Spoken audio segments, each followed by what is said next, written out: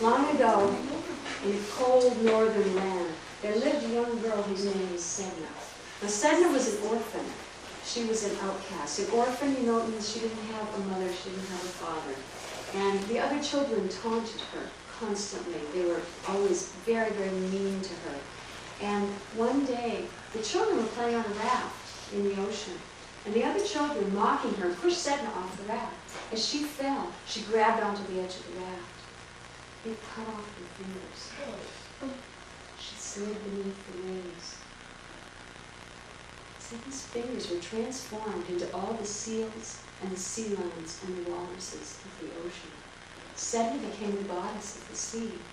All the way down to the bottom of the ocean she lived. And that's where she lived for many, many long years, deep in her bitterness and her pain.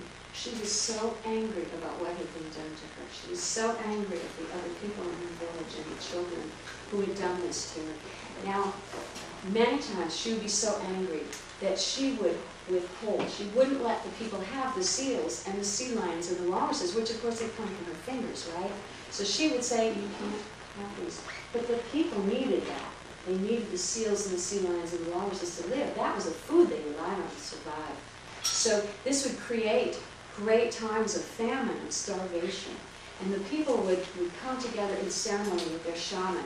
And they would send their shaman to cut a hole in the ice and go way, way, way down beneath the waves all the way to the bottom of the ocean to look for Sedna, to plead with her to give them back their food. So the shaman would cut a hole in the ice, and he would undertake this perilous journey all the way to the bottom, cold, deep, dark, wet bottom of the ocean until he found Sedna. And when he would go, he would take with him a magic golden comb. And when he got to the bottom of the ocean, he found Sedna. He would take this comb, and he would very, very gently comb Sedna's hair.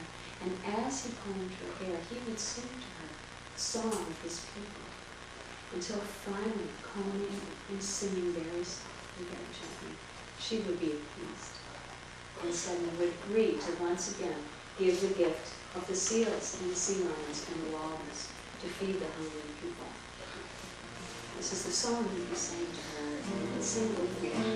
The chorus goes, Sedna, Sedna, Sedna, beautiful goddess of the sea, you're no longer alone, for I love you so. In your giving, your spirit set free. Sedna, Sedna, Sedna, beautiful goddess of the sea, you're no longer alone, for I love you so. In your giving, your spirit set free. Human once, but pushed away, you sank softly into the sea. Alone there you dwelt, with the pain in your heart as the anger controlled you and held you apart.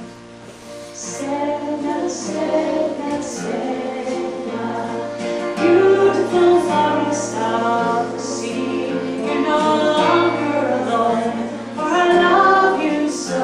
In your giving, your spirit set free. I too have felt hurt by uncaring words, so I know the pain that you feel.